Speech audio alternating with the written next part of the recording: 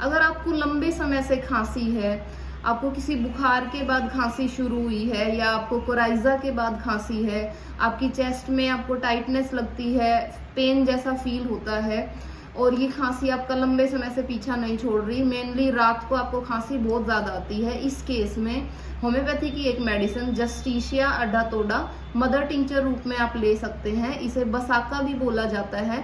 ये मेडिसिन आप continue use करें, जो बलगम आपकी छाती में जमा हो गया है उसको निकालने में ये काफी हेल्पफुल है।